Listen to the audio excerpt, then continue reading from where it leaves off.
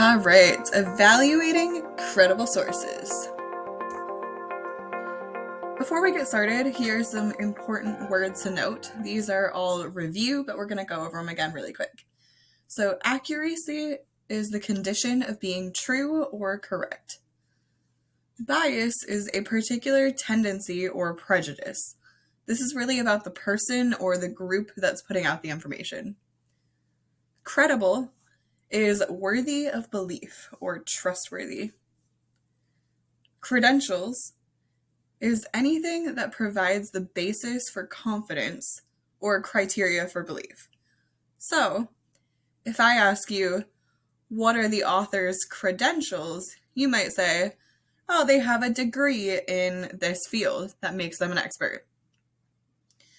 A domain extension is the suffix at the end of a website. So some examples of that are .gov, .edu, .com, .org.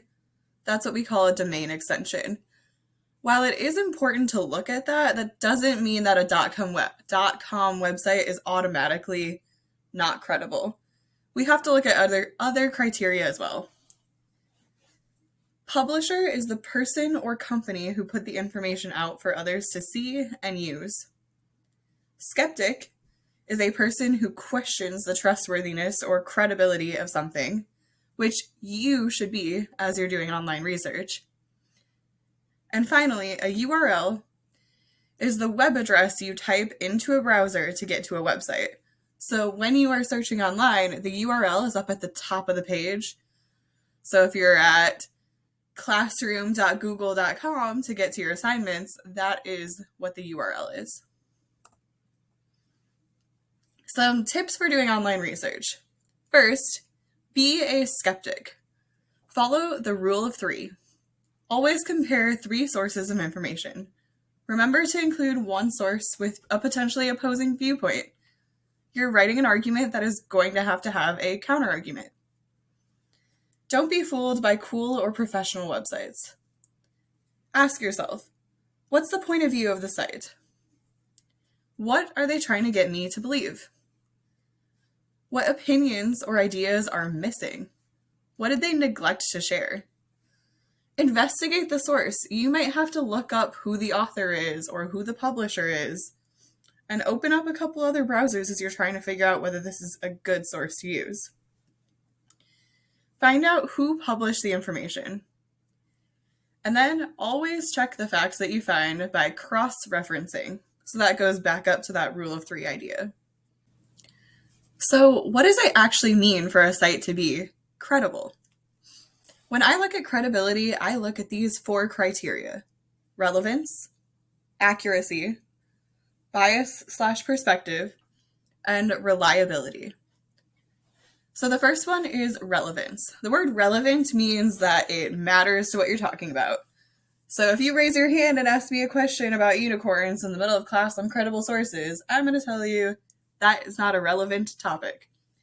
So you are looking at the information's level of importance to a particular reading purpose. In other words, does it have a clear connection to what you are looking for? Does it actually address your research question? Sometimes a source might come up with the keywords that you search that has really nothing to do with what you're searching for. That should be the first criteria. If it's not relevant, move on. The second one is accuracy. So does the information contain factual and updated details that can be verified by consulting alternative and/or primary sources? In other words, does the site state their sources? If they don't state their sources anywhere, this is where I would dig in and try to figure out who is the author, what are their credentials, who is the publisher, and what are their credentials? Are both of those entities people who we can trust to put out information? If so, it's probably pretty credible. If not, move on. The next one is bias/perspective. Once you've chosen a source to read, you need to think about the position or slant toward which an author shapes information. Ask yourself, what position does the author take? Do they have any stake in this information? In other words, if they are an owner of a company and they are putting information out about you using that company's product, they probably are pretty biased.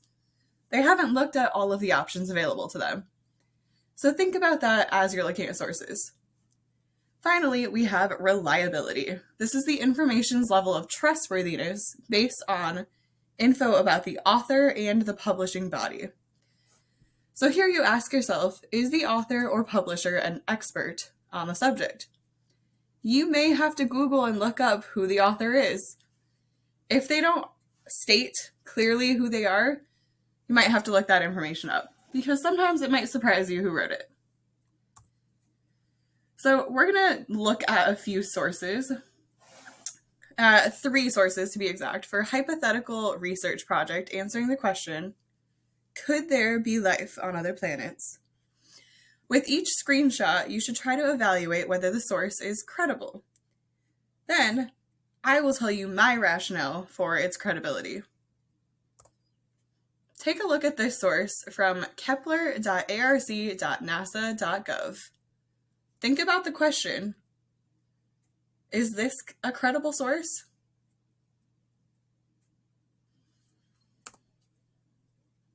Let me explain.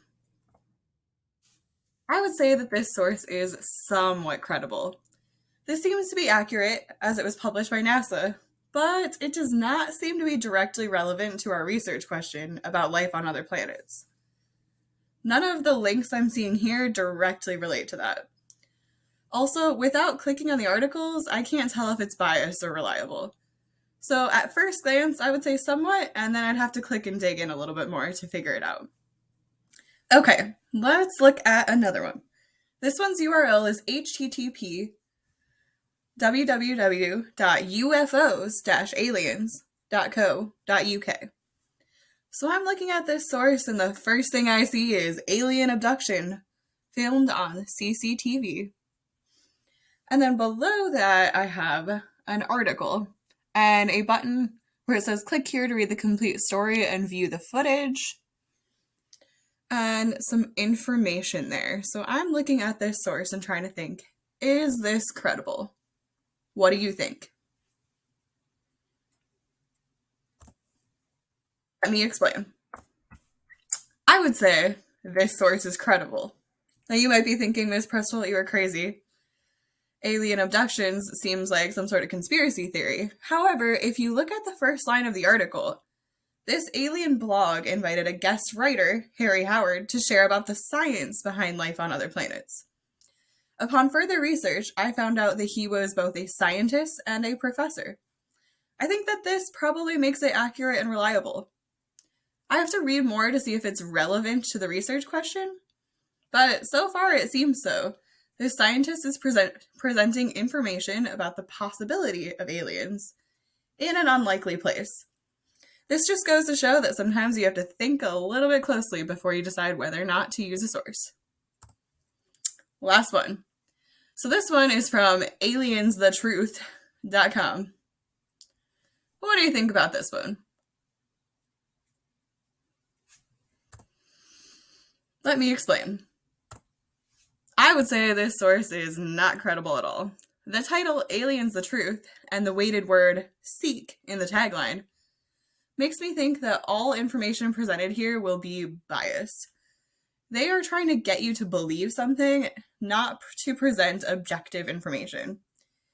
In addition, the information does not seem relevant to the research question because there's very little information about it at the top of the page. The top is about aliens, and then the rest of it seems to be about some hearing. Now, I'm not sure if this is an ad, but with all those pop-ups, it doesn't seem like a very safe website either. This would be one I would move on from pretty quickly.